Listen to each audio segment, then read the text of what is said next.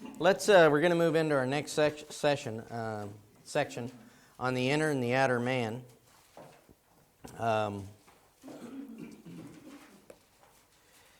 You have two lives, an outer life and an inner life, and those two lives make up you. Your outer life was made in the womb of your mother, and your inner life took its shape in the womb of the world. In Romans, he tells us about two types of inner life. You can be after Adam or after Christ. You were born without Christ. You were cut off from him. And this life took its unique shape. Your inner life has a unique shape to it. And so we want to look at how that's developed. And we're going to pull together everything we've been talking about in the lectures up to now. All right, now let's go to our diagram. We call the circuit diagram, where we actually put together all of the lectures we've had up to this point on this diagram. So it's up there on the wall. That's the circuit diagram. Hannah handed you out one. Okay, we'll just work through it. Box A, B, C, D, and E, right on through this diagram. Okay, let's just look at what we have so far. And tell me where the lectures fit in. What goes in box A? Okay, you've been lecturing so far on self-centeredness, controlling identity, insanity, idols and coping mechanisms, unbelief, and you've been talking too about, where did we end? Yeah, unique self. So what's going on in box A? Because we've already lectured. We pulled the whole lectures together in this one diagram. So what's in box A? Unique self. And now we're going up here and saying, in your self-centered, insane condition, you listen to other self-centered, insane people. So I'm saying there's two problems. You were self-centered and insane, and you listen to self-centered and insane people. So what two boxes is that applying to? A and B. Yeah, A and B. And all it is our little circle diagram that we've already done, where we said that this was, how did I get my identity? So we said I have an identity, and I got identity messages, and then I tried to cover it up. So where's the identity messages? B and C. C. Yeah, the messages are in B. The identity messages, same diagram, doing it in a different way. The identity messages are there, and then what was the identity that I got? False identity. C. Yeah, and so I'm just tying it right in there. So it's a natural flow where we can tie all the diagrams together on this one diagram. All right, now, we said over here that you get identity messages, you developed an identity, and you're covering it up. Where's the cover-up take place in this diagram? In D.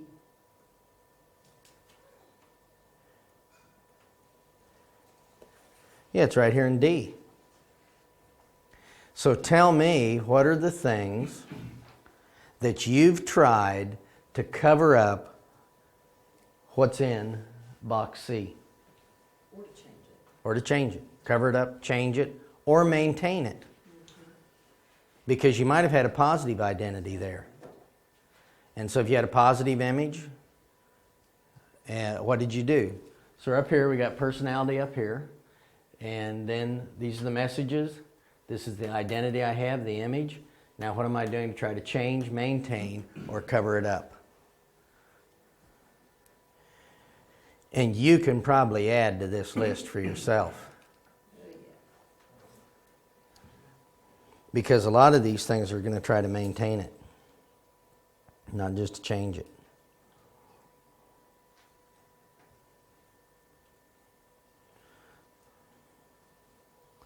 So just circle some of the stuff you've tried. You know what? You can add whatever the flavor of the day is to that, like inner healing. Now inner healing's gone full circle again to been rebadged again, where you deal with the little person inside of you and you talk to them, you let them talk to Jesus, and then, if they talk enough to Jesus, all of a sudden the little person gets better. It's just rebadging all the time. It's the same old stuff. You're around very long and you see it happen. It just loops and loops and loops, and it's, some kind of spiritual therapy of some sort. Yeah, and you got generational sin, and you got to get rid of you had a granddad who was a sinner.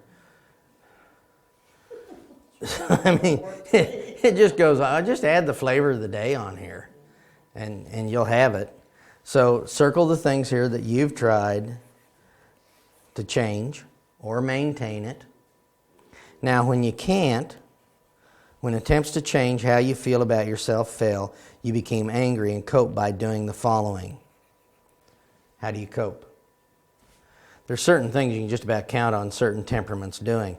I know that a thinker's going to fantasize. Would have, should have, could have. Lay in bed and rework it. Try to find the place where they went wrong. Relive their past. Go through all that. They'll usually go right when they should have gone left in their mind somewhere. We know that a feeler has, at that point, has been living to people, and now he's going to reject them. Because it's a killer. You're living to people because you want something out of people. Then you get mad at people because you have to live to people. So you start rejecting, you go off the radar then. Put down some of these. Dur's going to control more. That kind of thing. So what are you doing?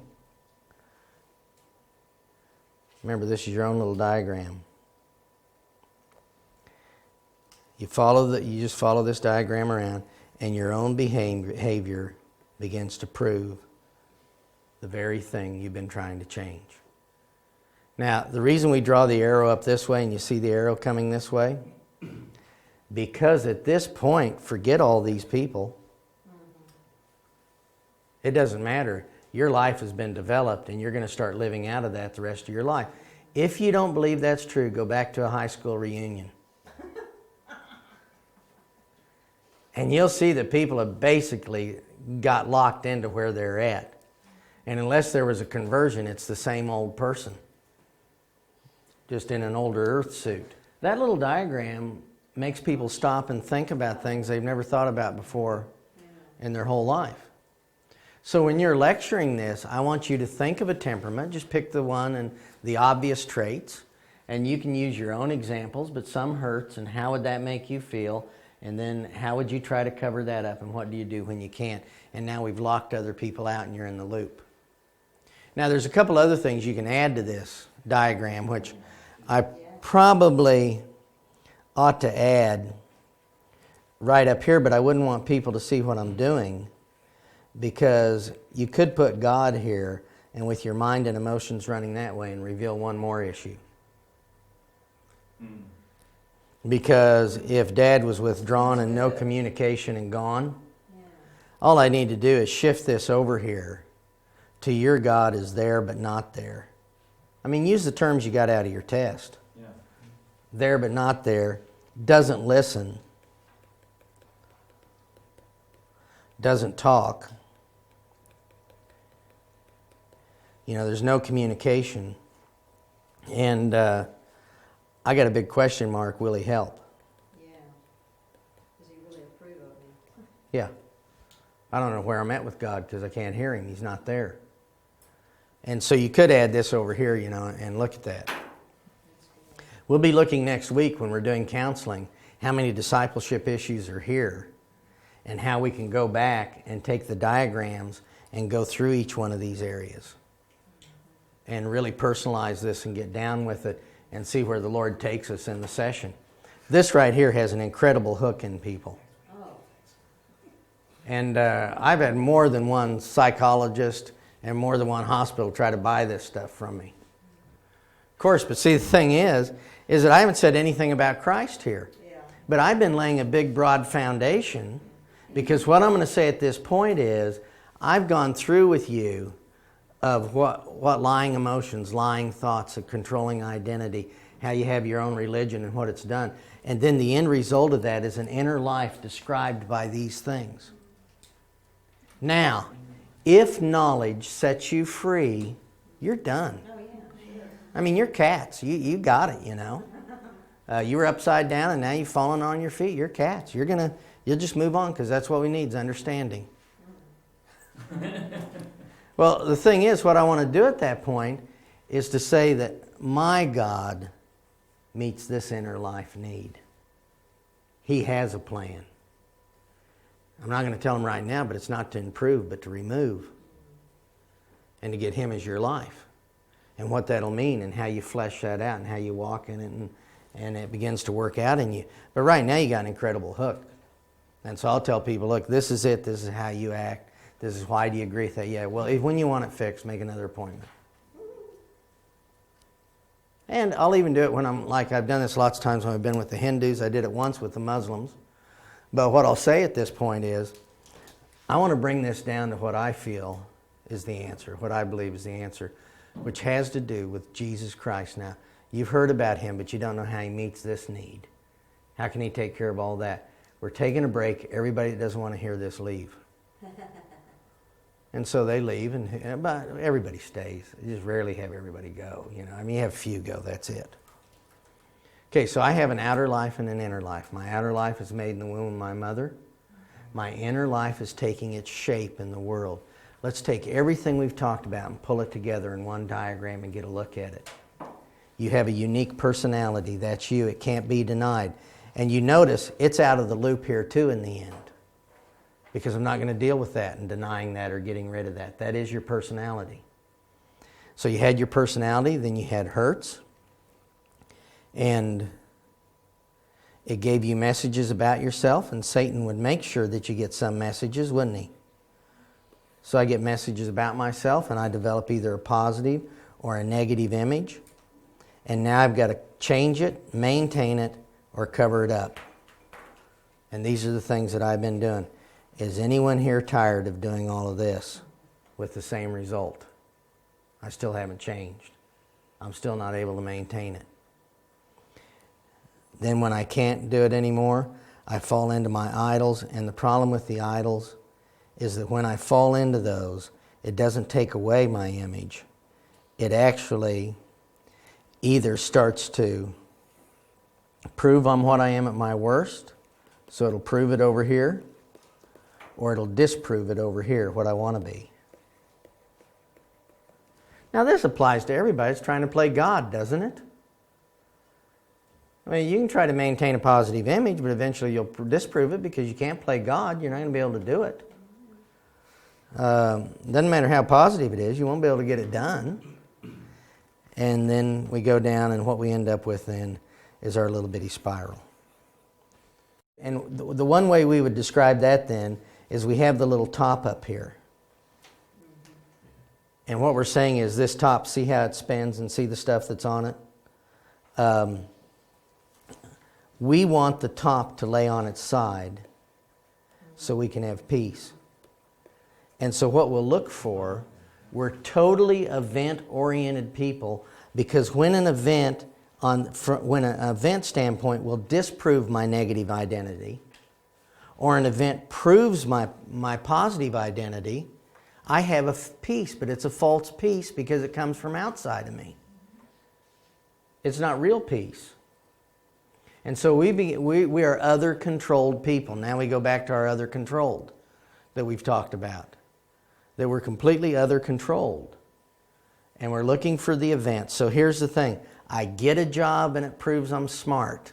So I've got peace. It's a false peace. Then I lose my job and I don't have peace. So we're totally event-oriented, and events change every day. There's a lot of 6% events in our life. And so we're controlled by events. The outer life, we're still trying to milk something out of my outer life that could prove this. Now, how does Satan spin the top again and get me back in to my identity? And then me trying to cover it up and back into my idols. He spins the top by bringing a like event similar to one in the past.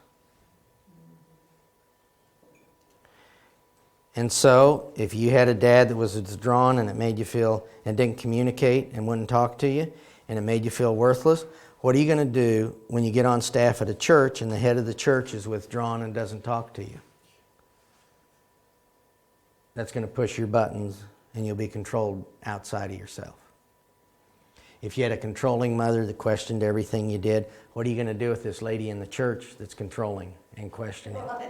But if you'll look at your turmoil today, the turmoil you're in today, if that top is spinning, just go back through your identity messages and see if there's any like event. You'll see one there.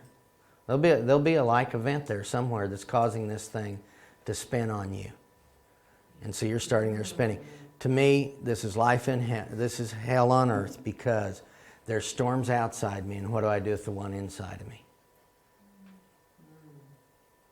So you came to the conference, or you came to the Bible study we're having because you have this problem that's a branch. And do you know what? You say you came in and said, all right, it's my kids, it's my husband, it's my job. At this point, after about 6 hours of lecture, I haven't gone back to your problem yet. You've got a storm inside of you, so how do you address something outside of you? You are self-centered and insane and controlled and in idolatry and being other-controlled and moved by events and all that. What are you going to do about that, first of all? Because I got an idea you can switch situations, go right down here now and start living out of box D again and just add something. And it's not going to fix anything. So we finally got the people trapped. So the whole idea is that in understanding, I've come to a place where I'm trapped, and what do? I see this, I understand that. Now if somebody doesn't see it, they just need to go to different lectures. It's not that, we want people to get help and move on with the Lord. If there's a place that does that better, go do that. We're not arguing that point. Okay, outer life, inner life. How did the inner life develop? It developed because you had a personality. We've talked to you about that. You got messages. You developed an image. You try to change, maintain, cover up. When you can't, you go into your idols, which makes you feel all the worse. So you're just in a spiral. And all it takes is somebody outside of you, an event, to either give you a false peace or throw you into turmoil. And you're not free. Jesus knew who he was. He knew where he came from. He knew where he was going. He could grab a towel and wash their feet because he was free. He wasn't controlled. Do you know what? I really wanted God to change Betty so she didn't push my buttons. I really wanted him to do that. But what God wanted to do was use whatever behavior she had to make me deal with what was going on inside of me. And do you know what? It was a funny thing. That those things she did that pushed my button the most, when I stopped having this storm going inside me, she just naturally fell off of her. It was God. And do you know, I really liked what Keith said today. Can I stand in the middle of that situation with her pushing my buttons and go, God is in this place. Because he's bringing me to a place of freedom. He really wants me to be free. I came that you might be free and free indeed. And in this spiral that we live in, there's absolutely no freedom.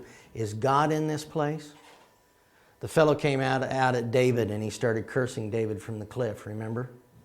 And he's cursing him and cursing him. And the mighty men are with David. They'll lay down for him. They'll let him ride his horse right up their back. They don't care. They're all for David. And they're looking at him. And David, what? Just nod your head, nod your head. Because I got a spear here that I'll throw that far. I've got a sword I can throw that far. We'll take him out.